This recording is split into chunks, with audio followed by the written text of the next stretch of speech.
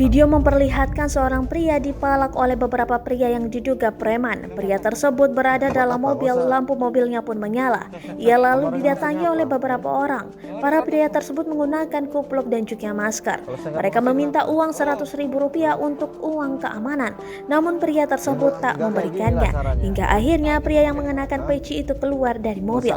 Ia pun menghadapi beberapa orang lainnya. Pada akhir video yang diunggah akun Instagram @andreli48 nampak pria tersebut akan bertarung dengan pria lainnya.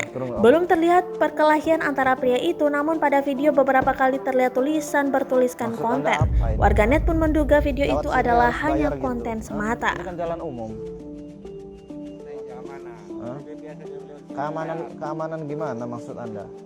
Keamanan gimana? Kalau saya nggak mau ngasih kenapa?